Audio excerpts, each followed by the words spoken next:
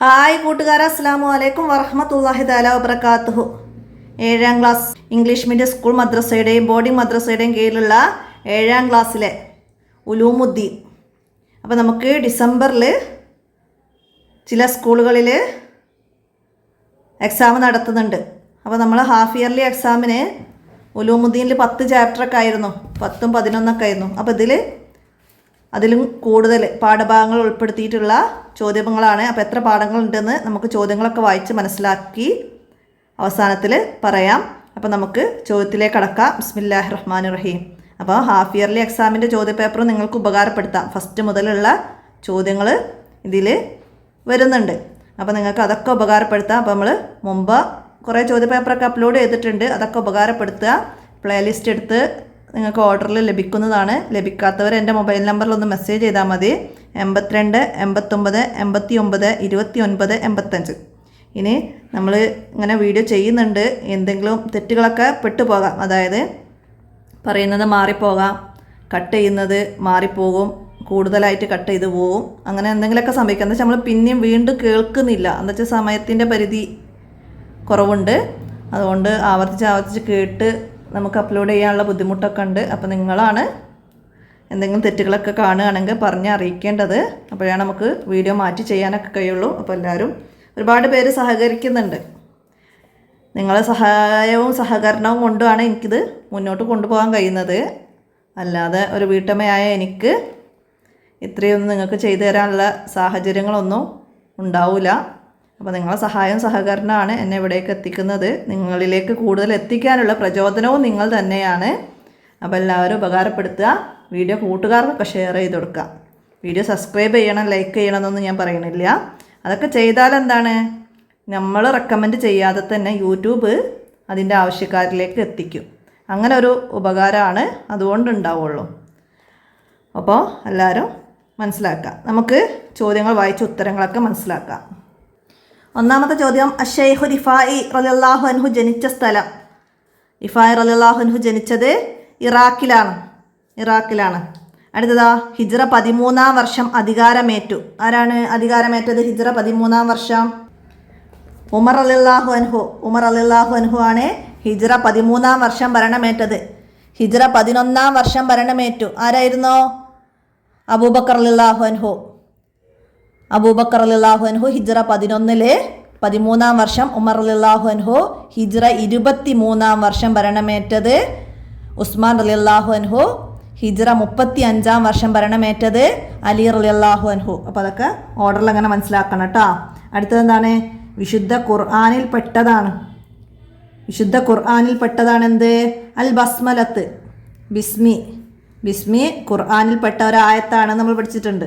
അടുത്തതാ, ഉസ്മാനികളുടെ ഭരണം അവസാനിച്ചത് അപ്പോൾ അത് ഹിജ്റ 1342-ലാണ് ഉസ്മാനികളുടെ ഭരണം അവസാനിച്ചത്. 1342. അബ്ബാസി ഖിലാഫ ബാഗ്ദാദിൽ അവസാനിച്ചത് 656-ലാണ്. ഉസ്മാനി ഖിലാഫ നിലവിൽ വന്ന വർഷം 923-ആണ്. ഉസ്മാനി സുൽത്താൻമാരുടെ എണ്ണം 37-ആണ്. ഉസ്മാനി ഭരണത്തിൻ്റെ തലസ്ഥാനം ഇസ്തൻബൂളാണ്. ഒന്നാം ലോക മഹായുദ്ധം നടന്നത് 1924-ലാണ്. ഖിലാഫ എന്ന പൊതു നേതൃത്വം അവസാനിച്ചത് 1924-ലാണ്. അപ്പോൾ അതൊക്കെ മനസ്സിലാക്കട്ടോ. നമ്മളെ 12-ാമത്തെ പാഠത്തിലാണ് അതൊക്കെ പറയുന്നത്. മനസ്സിലാക്കി പഠിക്കുക. അടുത്തത് എന്താണ്? അൽ ബാരിയോ എന്നതിൻ്റെ അർത്ഥം എന്താണ്? അൽ ബാരിയോ സൃഷ്ടാവ് എന്നാണ് അർത്ഥം വരുന്നത്. അടുത്തത്, ഉമവിയ്യ ഖിലാഫത്തിലെ ഏറ്റവും ശക്തനായ ഭരണാധികാരി ആരായിരുന്നു? ഉമവിയ്യ ഖിലാഫത്തിലെ ഏറ്റവും ശക്തനായ ഭരണാധികാരി അബ്ദുൽ മാലിക്കാണ് ഏറ്റവും ശക്തനായ ഭരണാധികാരി. അബ്ദുൽ മാലിക് ബിൻ മർവാനും ഏറ്റവും പ്രസിദ്ധനും സജ്ജരിതനുമായ ഭരണാധികാരി ഉമർ ബിൻ അബ്ദുൽ അസീസുമാണ്. അദ്ദേഹം 5ാം ഖലീഫ എന്ന പേരിലാണ് അറിയപ്പെടുന്നത്. Umar bin Abdul Aziz. Umar bin Khattab റളിയല്ലാഹു അൻഹുവിൻ്റെ ഭരണത്തോട് സാദൃശ്യമുണ്ടായിരുന്നു. അതിനാലാണ് 2ാം ഉമർ എന്ന് അദ്ദേഹം അറിയപ്പെട്ടത്. മനസ്സിലാക്കട്ടാ. അടുത്തത് മാച്ച് ചെയ്യാനാണ്. എന്താണ് നമുക്കിവിടെ വന്നത്? അബ്ബാസി യുഗത്തിലെ ചില ചരിത്ര ഗ്രന്ഥങ്ങളും അത് എഴുതിയ മഹാന്മാരും അവരുടെ ഗ്രന്ഥങ്ങളും അവരുടെ വിജ്ഞാന ശാഖയും ഒക്കെ നമ്മൾ പഠിച്ചിരുന്നു അല്ലേ? അവരെ ഏത് വിഷയത്തിലാണ് അവരെ ഗ്രന്ഥം രചിച്ചത് എന്നതൊക്കെ നമ്മൾ പഠിച്ചിരുന്നു. അപ്പോൾ അതാണ് ഇവിടെ മാച്ച് ചെയ്യാൻ വന്നത്. അതിൻ്റെ തദ്രിബാത്തിലും നമുക്കതന്നെ വന്നിട്ടുണ്ട്. അപ്പോൾ അത് മനസ്സിലാക്കുക. എന്താണ്? അൽ ഇമാം തൊബരി റളിയല്ലാഹു അൻഹു, അൽ ഇമാം തൊബരി റളിയല്ലാഹു അൻഹു എന്താണ്? തഫ്സീറായിരുന്നു. ഖുർആനിൻ്റെ വ്യാഖ്യാനം ജാമിഉൽ ബയാൻ എന്ന. അപ്പോൾ അതിൻ്റെ സി നമുക്കവിടെ എഴുതാം. അടുത്തത് അൽ ഇമാം മാലിക് റളിയല്ലാഹു അൻഹു എന്തായിരുന്നു? അൽ ഇമാം മാലിക് ഫിഖ്ഹിലും ഹദീസിലും ആയിരുന്നു. മുവത്ത. മാലിക് റളിയല്ലാഹു അൻഹു മുവത്ത, ഫിഖ്ഹ്, ഹദീസ്. അപ്പോൾ നമുക്ക് അതിൻ്റെ ഡി എഴുതാം. അടുത്തത് ഇബ്നു സീന എന്നാണ്. തിബ്, വൈദ്യം. അൽ കാനൂനു ഫിത്തിബി എന്നതാണ്. അപ്പോൾ അതിൻ്റെ ബി എഴുതാം. അടുത്തതാ അൽ ഇമാം ഷാഫി റളിയല്ലാഹു അൻഹു. ഇമാം ഷാഫി റളിയല്ലാഹു അൻഹുവിൻ്റെത് ഉസൂലുൽ ഫിഖ്ഹ്, ഉസൂലുൽ ഫിഖ്ഹ്. അത് കിതാബുൽ അല്ലേ? വിഷയം ഫിഖ്ഹും ഉസൂലുൽ ഫിഖ്ഹുമാണ്. ഗ്രന്ഥത്തിൻ്റെ പേര് കിതാബുൽ അപ്പോൾ അതിൻ്റെ ഈ എഴുതാം. പിന്നെ അൽ ഇമാം അബൂ ഹനീഫ റളിയല്ലാഹു അൻഹു അഖീദയായിരുന്നു, വിശ്വാസപരമായ കാര്യങ്ങളായിരുന്നു. അൽ ഫിഖ്ഹുൽ അക്ബർ എന്നതാണ്. അൽ ഫിഖ്ഹുൽ അക്ബർ. അപ്പോൾ അതിൻ്റെ എഴുതാം. അപ്പോൾ ഇതുപോലെ നമുക്ക് മറ്റ് പേരുകളും ഗ്രന്ഥങ്ങളും വിഷയങ്ങളൊക്കെ പാഠഭാഗത്തിൽ പറയുന്നുണ്ട്. അപ്പോൾ അതൊക്കെ ഇതുപോലെ പഠിക്കണം. നമുക്കും അതുപോലെ മാറി വരാം, മനസ്സിലാക്കി പഠിക്കാം. അടുത്ത ഇനി പൂരിപ്പിക്കാനാണ്. എന്താണ്? നമ്മുടെ ശരീരത്തിലെ ഡാഷിൻ്റെ ഇരുവശങ്ങളിലായി പയറ് വിത്തിൻ്റെ ആകൃതിയിൽ 2 വൃക്കകളുണ്ട്. എന്താണ് ഇവിടെ? നമ്മുടെ ശരീരത്തിലെ നട്ടെല്ലിൻ്റെ ഇരുവശങ്ങളിലായി, നട്ടെല്ലിൻ്റെ എന്നിവിടെ ചേർത്ത് കൊടുക്കണം. പിന്നെന്താണ്? വലില്ലാഹി ഡാഷ് ഫദോബിഹ. എന്താണ്? വലില്ലാഹിൽ അസ്മാഉൽ ഹുസ്ന ഫദോബിഹ. വലില്ലാഹിൽ അസ്മാഉൽ ഹുസ്ന ഫദോബിഹ. അല്ലാഹു തആലാക്ക് അസ്മാഉൽ ഹുസ്ന ഉണ്ട്, അത് മുഖേന പ്രാർത്ഥിക്കുക. നമ്മൾ പഠിച്ചിട്ടുണ്ട് അല്ലേ? അടുത്തത് മലായിക്കുൻ തലഉൽ ജനാഹ ലഹു ഇദാ യസ്ആ. ബാക്കി എന്താണ്? ത്വരീഖുൻ ഇലൽ ജനാൻ എന്ന പാട്ടിൻ്റെ ഒരു ചാപ്റ്റർ പഠിച്ചിരുന്നു അല്ലേ? ബൈത്ത് വരുന്ന അതിന്നാണ്. യസ്ആ റിളാ ബിമറാമിഹി മുത്തക്കബ്ബല. അപ്പോൾ അത് ലൈന് മാറി വരാം. മറ്റ് പാട ഉണ്ട് ഇതേപോലുള്ള. അപ്പോൾ അതൊന്നും ഇതേപോലെ വരാം, പൂർത്തിയാക്കി കൊടുക്കുക എന്ന് പറഞ്ഞിട്ട്. അപ്പോൾ അതൊക്കെ മനസ്സിലാക്കി പഠിക്കണം കേട്ടോ. അടുത്ത എന്താണ്? ഹിജ്റ ഡാഷിൽ അലി റളിയല്ലാഹു അൻഹു ഭരണമേറ്റു. നമ്മൾ നേരത്തെ പറഞ്ഞിരുന്നു. ഹിജ്റ എത്രയിലാണ് അലി റളിയല്ലാഹു അൻഹു? ഹിജ്റ 35-ാം വർഷമാണ് അലി റളിയല്ലാഹു അൻഹു ഭരണമേറ്റത്. എന്താണ്? അൽ വാലിദു ഡാഷ് അബ്വാബിൽ ജന്ന. എന്താണ് നമ്മൾ പഠിച്ചത്? അൽ വാലിദു ഔസത്തു അബ്വാബിൽ ജന്ന. എന്തായിരുന്നു അർത്ഥം? മാതാവും പിതാവും സ്വർഗത്തിൻ്റെ മധ്യവാതിലാണ്. അർത്ഥവും പഠിക്കട്ടാ. അടുത്തത് ഇലാഹ് സർവാധിപനും ഡാഷുമായിരിക്കണം. എന്താണ്? ഇലാഹ് സർവാധിപനും സർവശക്തനുമായിരിക്കണം. ഇതൊക്കെ നമ്മൾ മുമ്പത്തെ ക്വസ്റ്റ്യൻ പേപ്പറിലും പറഞ്ഞ ചോദ്യങ്ങൾ തന്നെയാണ്. അപ്പോൾ നിങ്ങളെന്താ മനസ്സിലാക്കേണ്ടത്? ചോദ്യപേപ്പറിൽ തന്നെ നമുക്ക് അടുത്ത എക്സാമിനുള്ള ചോദ്യങ്ങൾ ഒരുപാട് പഠിക്കാൻ കഴിയും. മനസ്സിലാക്കി പഠിക്കുക. അടുത്ത ഇനി ഒറ്റവാക്കിൽ ഉത്തരം എഴുതാനാണ്. എന്താണ്? മലക്കുകളുടെ പൊതുവായ വാസസ്ഥലം ഏതാണ്? ആകാശമാണ് അവരുടെ പൊതുവെ ഉള്ള വാസസ്ഥലം. ചിലർ ഭൂമിയിലേക്ക് ഇറങ്ങി വരികയും ചെയ്യും. ഭൂമിയിൽ വസിക്കുന്നവരും മലക്കുകളുണ്ട്, നമ്മൾ പഠിച്ചിട്ടുണ്ട്. അപ്പോൾ പൊതുവായ വാസസ്ഥലം ആകാശമാണ്. എഴുതുക. അടുത്തതാ അശ്ശൈഖു റിഫാഇ റളിയല്ലാഹു അൻഹു വഫാത്തായ ഹിജ്റ വർഷം എത്രയാണ്? ഹിജ്റ 578-ലാണ്. ഷെയ്ഖ് റിഫായി എന്നവർ വഫാത്തായത് ഹിജ്റ 578-ലാണ്. അപ്പോൾ അത് മനസ്സിലാക്കുക. അടുത്തത് ഉസ്മാനി ഖിലാഫത്തിൻ്റെ സുൽത്താൻമാർ എത്രയായിരുന്നു? നമ്മൾ നേരത്തെ പറഞ്ഞിരുന്നു. ഉസ്മാനി ഖിലാഫത്തിൻ്റെ സുൽത്താൻമാരുടെ എണ്ണം 37 ആണ്. 37. അടുത്തത് ജൗഹറത്ത് തൗഹീദ് ജൗഹറുത്ത് തൗഹീദ് എന്ന ഗ്രന്ഥത്തിൻ്റെ രചയിതാവ് ആരായിരുന്നു? അപ്പോൾ ജൗഹറത്ത് തൗഹീദ് എന്ന ഗ്രന്ഥം രചിച്ചത് ഇബ്രാഹിമുൽ ലഖാനി. അപ്പോൾ അതുപോലെ തന്നെ നമ്മളവിടെ കുറേ പേരുകൾ പഠിച്ചിട്ടുണ്ട്. തഫ്സീറുൽ ബൈവാളയുടെ ഹാഷിയ രചിച്ചത് ഷിഹാബുദ്ദീൻ ഖഫാജി. ഹുലാസത്തുൽ ഹിസാബിൻ്റെ മുസന്നിഫ് ബഹാഉദ്ദീൻ ആമുലി. അതേപോലെ തുഹ്ഫത്തുൽ മുഹ്താജിൻ്റെ മുഅല്ലിഫ് അഹ്മദ് ബിനു ഹജറിൽ ഹൈത്തമി. ജൗഹറത്ത് തൗഹീദ് എഴുതിയത് ഇബ്രാഹിമുൽ ലഖാനി. അസീറത്തുൽ ഹലബിയ രചിച്ച നൂറുദ്ദീൻ ഹലബി. അതൊക്കെ ഇതുപോലെ ചോദ്യമായിട്ട് വരാം, മനസ്സിലാക്കി പഠിക്കുക. അടുത്തത് എന്താണ്? ഇസ്തിസ്ബാഹുൻ എന്ന വാക്കിൻ്റെ അർത്ഥം എന്താണ്? ഇസ്തിസ്ബാഹുൻ എന്ന് പറഞ്ഞാൽ വിളക്ക് കത്തിക്കൽ എന്നാണ്. അപ്പോൾ നമുക്ക് അറബി പാഠങ്ങളുണ്ട് പാഠബുക്കിൽ അല്ലേ.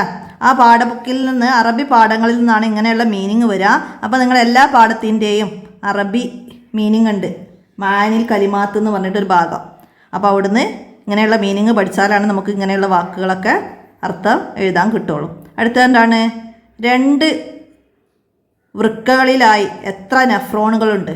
2 വൃക്കകളിലായിട്ട് എത്ര നെഫ്രോണുകളാണ്? 20 ലക്ഷത്തോളം നെഫ്രോണുകളുണ്ട്. 2 വൃക്കകളിലായിട്ട് 20 ലക്ഷത്തോളം നെഫ്രോണുകളുണ്ട്. അടുത്തത് അൽ അസ്മാഉൽ ഹുസ്നയിൽ നിന്ന് ആദ്യത്തെ 8 എണ്ണം ഏതാണ്? അല്ലാഹു തആലാക്ക് 99 നാമങ്ങളുണ്ട്. 99 നാമങ്ങൾ. അതിൽ നിന്ന് ആദ്യത്തെ 8 എണ്ണം ഏതാണ്? നമുക്ക് ബോക്സിലായിട്ട് ഇങ്ങനെ തന്നിട്ടുണ്ട് അല്ലേ. അല്ലാഹു അർ-റഹ്മാനു അർ-റഹീമുൽ മലിക്കുൽ ഖുദ്ദൂസു സലാമുൽ മുഅ്മിനുൽ മുഹൈമിനുൽ അസീസുൽ ജബ്ബാറുൽ മുതകബ്ബിറുൽ ഹാലിക്കു. അങ്ങനെ ഓർഡറിൽ പഠിച്ചാൽ നമുക്ക് ആദ്യത്തെ 8 എണ്ണം എഴുതാം, മനസ്സിലാക്കാം. ഇനി എന്താണ് പ്രപഞ്ചം? എന്താണ് പ്രപഞ്ചം? നീളം, വീതി, ആഴം, സമയം, സ്ഥലം എന്നിവ കൊണ്ട് അളക്കാൻ പറ്റുന്ന ഏതും പ്രപഞ്ചമാണ്. നീളം, വീതി, ആഴം, സമയം, സ്ഥലം എന്നിവ കൊണ്ട് അളക്കാൻ പറ്റുന്ന ഏതും പ്രപഞ്ചമാണ്. അടുത്തതാ ഇഹ്ദിന സിറാത്തൽ മുസ്തഖീം. ആശയം എഴുതുക. എന്താണ്? നമുക്ക് പാഠഭാഗത്തിൽ നമുക്ക് ഇഹ്ദിന പിന്നെ സിറാത്തൽ മുസ്തഖീം അങ്ങനെ തഫ്സീറായിട്ടാണ് തന്നത്. അപ്പം അതിൻ്റെ ആശയം എഴുതാൻ പറഞ്ഞിട്ടുണ്ട്. എന്താണ്? നേർവഴിയിൽ ഞങ്ങളെ ഉറപ്പിച്ചു നിർത്തേണമേ. നേർവഴിയിൽ ഞങ്ങളെ ഉറപ്പിച്ചു നിർത്തേണമേ എന്നതാണ് അതിൻ്റെ ആശയം. അടുപ്പായി തന്നെ അൽഹംദുലില്ലാഹി റബ്ബിൽ ആലമീൻ. എല്ലാ സ്തുതികളും ലോകരക്ഷിതാവായ അള്ളാഹുവിനാണ്. പിന്നെ ബിസ്മില്ലാഹിർ റഹ്മാനിർ റഹീം.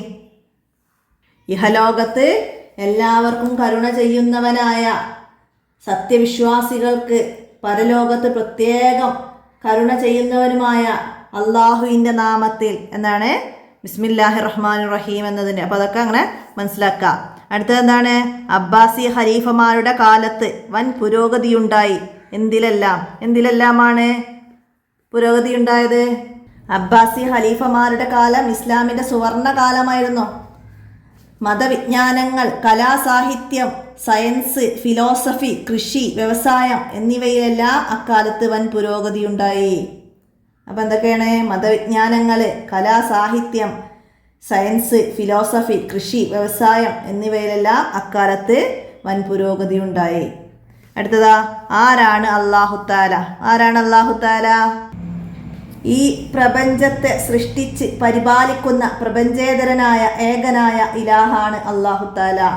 ഈ പ്രപഞ്ചത്തെ സൃഷ്ടിച്ച് പരിപാലിക്കുന്ന പ്രപഞ്ചേതരനായ ഏകനായ ഇലാഹാണ് അല്ലാഹു തആല. അടുത്തത് എന്താണ്? ഉമവികളുടെ കാലത്ത് വിജ്ഞാന ശാഖകളിൽ രൂപപ്പെട്ടു എന്തെല്ലാമാണ് രൂപപ്പെട്ടത്? ഉമവികളുടെ കാലത്ത് രാജ്യത്ത് പല നേട്ടങ്ങളും ഉണ്ടായെന്ന് പറഞ്ഞിട്ട് നമ്മൾ 10 പോയിന്റോളം പഠിക്കുന്നുണ്ട്. അപ്പോൾ അതിൽ 2ാമത്തെ പോയിന്റായിട്ട് പറയുന്നുണ്ട് കവിത, പ്രസംഗം, രചന തുടങ്ങി അറബി സാഹിത്യ ശാഖകളിൽ പുരോഗതി പ്രാപിച്ചു. പിന്നെ ഇൽമുൽ ഖുർആൻ, തഫ്സീർ, ഹദീസ്, ഫിഖ്ഹ്, വ്യാകരണം തുടങ്ങി വിജ്ഞാന ശാഖകൾ രൂപപ്പെട്ടിട്ടുണ്ട്. അപ്പോൾ അവിടെ വിജ്ഞാന ശാഖകൾ ഏതൊക്കെയാണെന്ന് ചോദിച്ചാൽ ഇൽമുൽ ഖുർആൻ, തഫ്സീർ, ഹദീസ്, ഫിഖ്ഹ്, വ്യാകരണം തുടങ്ങി വിജ്ഞാന ശാഖകളാണ്. അപ്പോൾ അറബി സാഹിത്യ ശാഖകൾ പുരോഗതിപ്പെട്ടിട്ടുണ്ട്. പിന്നെ എന്താണ്? അറബി ലിപി, പുള്ളി, ഹർക്കത്ത് മുതലായവയൊക്കെ നടപ്പിലാക്കിയതും വ്യവസ്ഥയാക്കിയതൊക്കെ ഉമവികളുടെ കാലത്താണ്. പിന്നെ അവർ കൃഷി, വ്യവസായം, കൈത്തൊഴിൽ തുടങ്ങിയവ അഭിവൃദ്ധിപ്പെട്ടു. ആയുധം, കപ്പൽ, വസ്ത്രം, പാത്രം എന്നിവയുടെ നിർമ്മാണമായിരുന്നു അന്നത്തെ പ്രധാന വ്യവസായങ്ങൾ. അപ്പോൾ ഉമവികളുടെ കാലത്തെ പ്രധാന വ്യവസായങ്ങൾ അങ്ങനെയൊക്കെ ചോദ്യം വരാം. പിന്നെ ഖൈറുവാൻ പോലുള്ള പുതിയ നഗരങ്ങൾ സ്ഥാപിക്കുകയും നേതൃത്വമുള്ളവ വികസിപ്പിക്കുകയൊക്കെ ചെയ്തിട്ടുണ്ട്. പിന്നെ ബൈത്തുൽ മുഖദ്സിലെ കുബ്ബത്ത് സൊഹ്റ, ഡമസ്കസിലെ ഉമവിയ്യ മസ്ജിദ് തുടങ്ങിയ മനോഹരമായ നിർമ്മിതികൾ ഉണ്ടായിട്ടുണ്ട്. അതൊക്കെ അവിടെ ആ പാടത്തുനിന്ന് പഠിക്കാണ്ട് കേട്ടോ. അതൊക്കെ അതേപോലെ ചോദ്യമായിട്ട് വരാം. അടുത്തതെന്താണ്? അൽ ഖുലഫാഉർ റാഷിദൂൻ, സജ്ജരിതരായ ഖലീഫമാർ എന്ന പേരിൽ അറിയപ്പെടാൻ കാരണം എന്ത്? ഖുലഫാഉർ റാഷിദൂൻ എന്ന പേരിൽ അറിയപ്പെടാൻ കാരണം എന്താണ്? 4 ഖലീഫമാരും നബി സല്ലല്ലാഹു അലൈഹി വസല്ലമയുടെ ചര്യയിൽ നിന്ന് അളവ് വ്യതിചലിക്കാതെ നീതിനിഷ്ഠമായ ഭരണം നടത്തി. അതിനാലാണ് അൽ ഖുലഫാഉർ റാഷിദൂൻ, സജ്ജരിതരായ ഖലീഫമാർ എന്ന പേരിൽ അവർ അറിയപ്പെട്ടത്. മനസ്സിലാക്കുക. അടുത്തതെന്താണ്? ഉമർ ബിൻ അബ്ദുൽ അസീസ് റളിയല്ലാഹു അൻഹു, 2ാം ഉമർ എന്നറിയപ്പെടാൻ കാരണം എന്തായിരുന്നു? ഇദ്ദേഹത്തിൻ്റെ ഭരണം ഉമർ ബിൻ ഖത്താബ് റളിയല്ലാഹു അൻഹുവിൻ്റെ ഭരണത്തോട് സാദൃശ്യമുണ്ടായിരുന്നു. അതുകൊണ്ടാണ് ഉമർ ബിൻ അബ്ദുൽ അസീസ് 2ാം ഉമർ എന്ന പേരിൽ അറിയപ്പെടാൻ കാരണം. അടുത്ത 5 വരിയിൽ കുറയാതെ ഉപന്യസിക്കാൻ അൽ ഖുലഫാഉർ റാഷിദുകളുടെ ഭരണകാലത്തെ പ്രധാന നേട്ടങ്ങൾ. നമ്മൾ ആ പാഠത്തിൽ 14 പോയിന്റോളം പഠിക്കുന്നുണ്ട് നമ്മളെ 3ാമത്തെ പാഠത്തിൽ. അപ്പോൾ അതിന്ന് 5 വരി കുറയാതെ എഴുതാൻ നന്നായിട്ട് മനസ്സിലാക്കി പഠിക്കണം. അപ്പോൾ അതൊക്കെ ഇമ്പോർട്ടൻ്റ് ആയിട്ട് വരാൻ പറ്റുന്ന ചോദ്യങ്ങളാണ്. മനസ്സിലാക്കി പഠിക്കുക. വിശുദ്ധ ഖുർആൻ മുസഫ് രൂപത്തിലാക്കി, ശത്രുക്കളെ അമർച്ച ചെയ്തു, ഇസ്ലാമിക രാഷ്ട്രം വിശാലമാക്കി, ജുമാക്ക് 2 അദാനുകൾ ഏർപ്പെടുത്തി. പിന്നെ റമളാനിലെ പ്രത്യേക നിസ്കാരമായ 20 റക്അത്ത് തറാവീഹ് ഒരു ഇമാമിൻ്റെ കീഴിൽ പതിവാക്കി. പിന്നെ മസ്ജിദുകളിൽ ഇമാമുമാരെയും മുഅദ്ദിനുകളെയും മദ്രസകളിൽ ഉസ്താദുമാരെയും നിയമിച്ച് ശമ്പളം നൽകി. അങ്ങനെ കുറേ കാര്യങ്ങൾ നമ്മൾ അതിൽ പഠിക്കുന്നുണ്ട്. അപ്പോൾ അതൊക്കെ മനസ്സിലാക്കി പഠിക്കുക. പിന്നെ മാതാപിതാക്കളോടുള്ള സഹവാസം എന്നതിനെ കുറിച്ചിട്ടാണ് നമ്മളെ 8ാമത്തെ പാഠത്തിൽ പഠിച്ചിട്ടുണ്ട്. മാതാപിതാക്കളോടുള്ള സഹവാസത്തെ കുറിച്ചിട്ട് യഹിയൽ ബർക്കമിയ റളിയല്ലാഹു അൻഹു പിതാവിന് സേവനം ചെയ്തതിനെ കുറിച്ചിട്ട്. അപ്പോൾ ആ പാഠത്തെ ആസ്പദമാക്കിയിട്ടാണ് മാതാപിതാക്കളോടുള്ള സഹവാസം എന്നതിനെ കുറിച്ചിട്ട് നമ്മൾ എഴുതേണ്ടത്. മാതാപിതാക്കൾക്ക് നന്മ ചെയ്യൽ, അത് കഴിയുന്ന രൂപത്തിൽ അവർക്ക് വഴിപ്പെടലാണ്. മഹാനായ അബൂ ഹുറൈറ റളിയല്ലാഹു അൻഹു വീട്ടിൽ നിന്ന് പുറത്തു പോകാൻ ഒരുങ്ങുമ്പോൾ വീടിൻ്റെ വാതിൽക്കൽ നിന്നുകൊണ്ട് ഉമ്മയെ നോക്കി ഇങ്ങനെ പറയും: അസ്സലാമു അലൈക്കി യാ ഉമ്മാഹു വറഹ്മത്തുള്ളാഹി വബറകാതുഹു എന്ന്. അത് കേൾക്കുന്ന ഉമ്മ മറുപടി കൊടുക്കും: വഅലൈക്കസ്സലാമു യാ ബുനയ്യ വറഹ്മത്തുള്ളാഹി വബറകാതുഹു. ശേഷം മഹാനവറുകൾ ഉമ്മയോട് പറയും: ഉമ്മ, എന്നെ ചെറുപ്പത്തിൽ അങ്ങ് വളർത്തിയതുപോലെ അള്ളാഹു അങ്ങേക്ക് റഹ്മത്ത് ചെയ്യട്ടെ. മാതാവ് പറയും: നീ വലുതായിട്ട് എന്നോട് ഗുണം ചെയ്തു കൊണ്ടിരിക്കുന്നത് പോലെ നിനക്കും അള്ളാഹു റഹ്മത്ത് ചെയ്യട്ടെ. വീട്ടിൽ തിരിച്ചെത്തുന്ന സമയവും മഹാനവറുകൾ ഇപ്രകാരം ചെയ്യാറുണ്ടായിരുന്നു. ഉമ്മ അന്ധയായ സമയത്ത് ടോയ്ലറ്റിലേക്ക് ചുമന്ന് കൊണ്ടുപോകുകയും അവിടെ ഇറക്കുകയും ചെയ്യുമായിരുന്നു. മാതാപിതാക്കൾക്ക് ഗുണം ചെയ്യുന്നവരിൽ അള്ളാഹു നമ്മെ ഉൾപ്പെടുത്തട്ടെ. അള്ളാഹുവിൻ്റെ റസൂലിൻ്റെ അടുത്തേക്ക് ഒരാൾ വന്നുകൊണ്ട് പറയുന്നു: എൻ്റെ സഹവാസം കൊണ്ട് ജനങ്ങളിൽ ഏറ്റവും വലിയ അവകാശി ആരാണെന്ന് ചോദിക്കുന്നു. നബി സല്ലല്ലാഹു അലൈഹി വസല്ലമ പറഞ്ഞു: നിൻ്റെ ഉമ്മയാണ്. അദ്ദേഹം വീണ്ടും ചോദിക്കുന്നു: പിന്നെ ആരാണ്? വീണ്ടും നബി സല്ലല്ലാഹു അലൈഹി വസല്ലമ പറയുന്നു: നിൻ്റെ ഉമ്മയാണ്. അദ്ദേഹം വീണ്ടും ചോദിക്കുമ്പോൾ അദ്ദേഹം നിൻ്റെ ഉമ്മയാണ്. 4ാമത്തെ തവണയാണ് നിൻ്റെ ഉപ്പയാണ് എന്ന് നബി സല്ലല്ലാഹു അലൈഹി വസല്ലമ പറയുന്നത്. ഇസ്ലാം മാതാപിതാക്കൾക്ക് നന്മ ചെയ്യുന്നതിന് വലിയ പരിഗണനയാണ് നൽകിയത്. ധാരാളം ഹദീസുകളിൽ റസൂലുള്ളാഹി സ്വല്ലല്ലാഹു അലൈഹി വസല്ലമ അതിന് ശക്തിയേകി പറഞ്ഞിട്ടുണ്ട്. നബി സല്ലല്ലാഹു അലൈഹി വസല്ലമ പറയുന്നു: പിതാവ് സ്വർഗവാതിലുകളാണ്, മാതാപിതാക്കൾ സ്വർഗവാതിലുകളുടെ മധ്യമാണ്. നബി സല്ലല്ലാഹു അലൈഹി വസല്ലമ പറയുന്നു: അള്ളാഹുവിൻ്റെ തൃപ്തി മാതാപിതാക്കളുടെ തൃപ്തിയിലും അള്ളാഹുവിൻ്റെ കോപം മാതാപിതാക്കളുടെ കോപത്തിലുമാണ്.